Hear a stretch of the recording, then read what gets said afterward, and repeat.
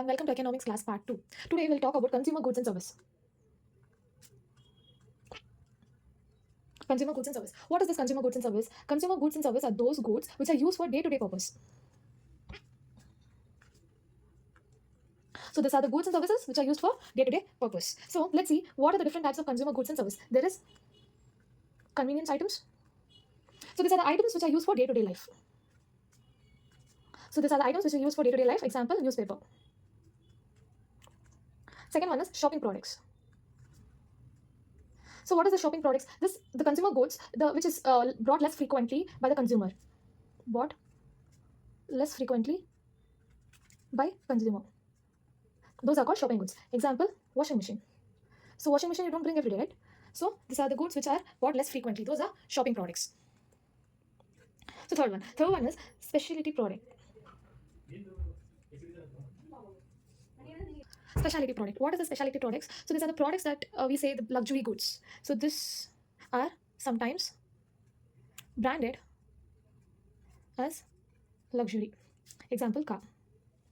So specialty products are those products which are branded luxury.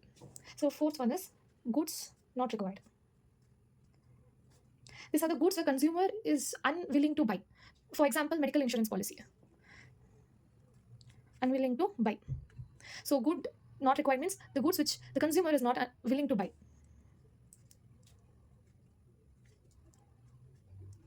Fifth one is fast moving consumer goods. So these are the consumer goods sold quickly and it is relatively low cost. It is not that costly. Sold quickly and less cost. Example, coffee. So let me come again.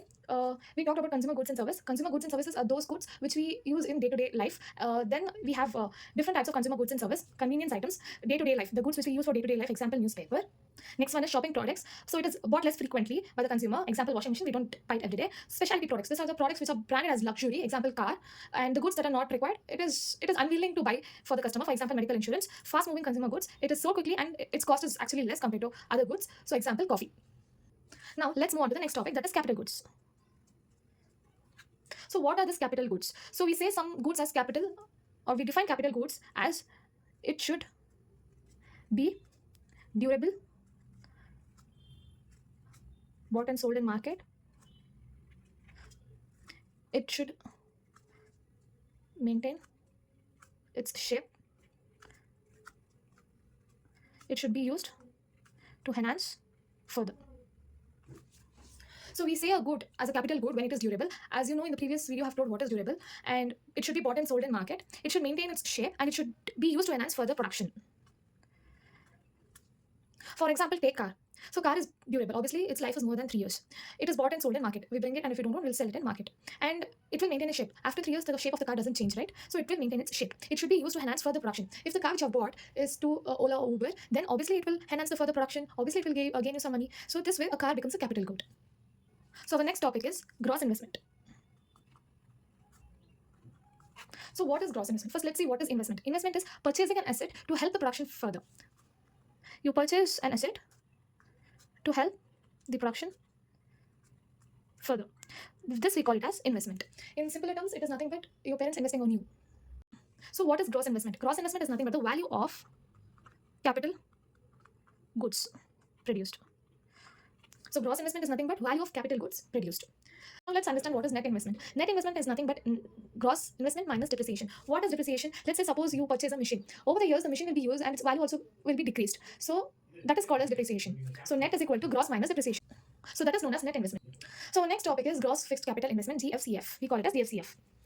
So what is this gross fixed capital investment? It is nothing but investing on a long-term asset. For example, let's say you buy a oven. So you buy oven for 10,000. So this oven becomes your long-term investment asset. So this 10,000 is GFCF. I think you get it. Gross fixed capital investment is nothing but investing on a long-term asset. Your oven becomes a long-term asset because you invest for it for one time. For example, if you take an oven, its warranty will be more than 10 years. So buying this oven, investing on this oven will turn out to gross fixed capital investment. Let me take another example. Suppose you have a bakery and you need to open inventory, a storage room. So for constructing a storage room, it would cost around 20,000. Let's take an example, 20,000. So this 20,000 will become GFCF. So if you add up the both, our GFCF will be 30,000 in total. So I think now you got to know what is gross fixed capital investment, which is nothing but investing on a long-term asset. So here you buy your oven for 10,000. This 10,000 becomes your GFCF, and you open a storage room for your bakery for investing 20,000. This 20,000 will become GFCF. By adding this two, we get 30,000. Gross capital formation is nothing but your GFCF plus the inventories. So inventories are nothing but the raw materials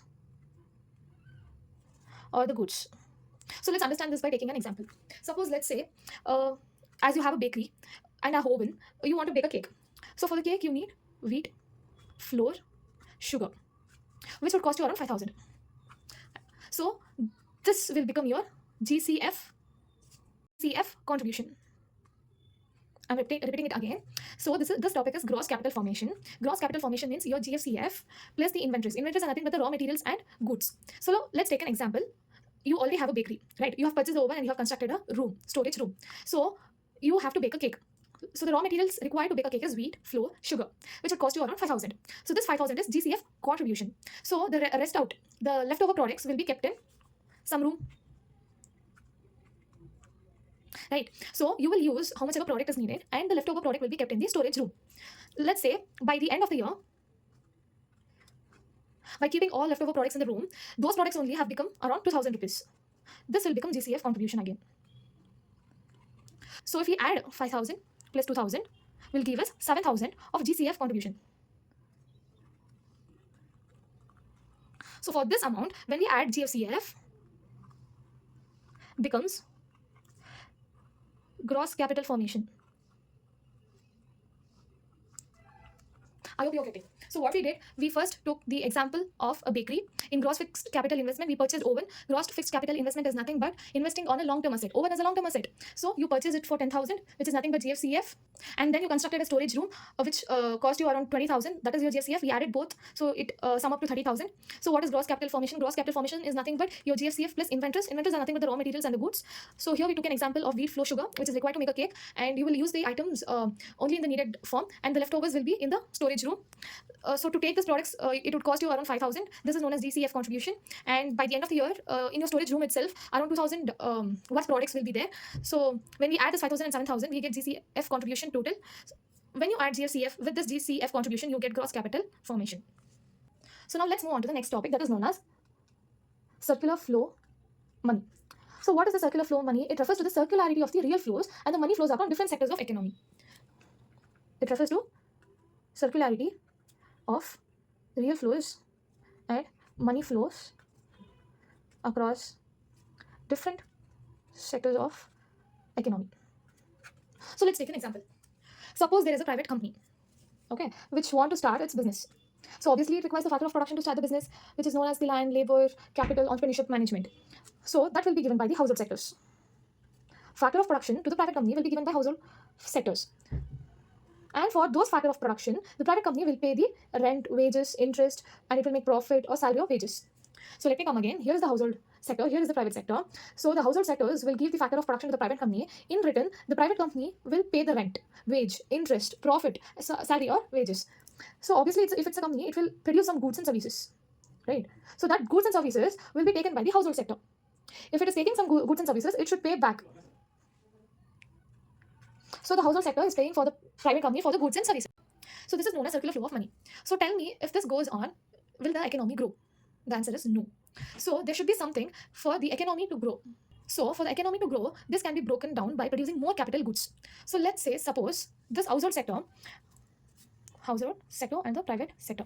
So he was, as usual, factor of production, and he was paying 100. Let's assume he was paying 100 rupees for the factor of production. And this person, he used to buy the goods and services for 50, and he used to pay 50. So here is the household sector. He gives factor of production. The private company will give 100 for the household sector, and he produces the goods and services for 50, which is taken by the household sector by paying him back the 50. So until here, the household sector was spending all the 100 rupees. Let's assume like that. He was spending all the 100 rupees, but he feels that he has to save something. So what he does is, he saves 50 rupees in a bank. So he saves 50 rupees in a bank and get rate of interest for that. Obviously, when he keeps some amount in a bank, the bank obviously pays the rate of interest. So this is the household sector scenario. When it comes to private company, he feels that his company is going a little bit down. So he thinks that he has to take a loan from a bank. He takes a loan and the bank gives him the loan. He asks for the loan and the bank gives him the loan. Then, let's say he takes 50 rupees. Until then, he used to do coffees and gas. Let's assume he will be doing coffees and gas. After getting 50 rupees, he will take a coffee machine, which is electrical. So now in the place of gas, electric machine will come. So when it was a gas, there were 3 to 4 workers. But when he took electrical machine, he can only manage everything. So obviously, he will reduce. It will reduce the amount giving to the servants. So obviously now he can save the amount what he was giving to the labor. So by this he will save money and open 3 or more branches, and he appoints 2 or 3 more members for different branches by doing this. So here we can see that by savings by household increase in the capital formation. Increase in capital formation is nothing but by depositing in the bank, bank will have more money.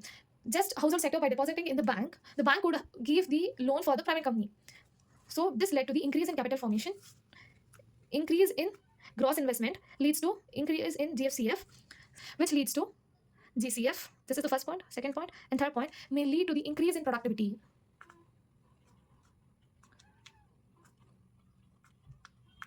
So the savings by household will lead to increase in capital formation. Obviously, when household saves in bank, the bank will have more money. When the private company invest in a coffee machine, which is nothing but the gross investment, the gross fixed capital formation will also increase, which in turn will lead to increase in gross capital formation. And also is productivity got increased. We open many branches. So this way, we can increase the growth of economy by adding more capital goods. So this is it for today. If you have liked the video, please like, share, subscribe, and hit the bell icon for notifications. Go to the part 1 video, which the link will be in my description box, and then come to part 2. Thank you.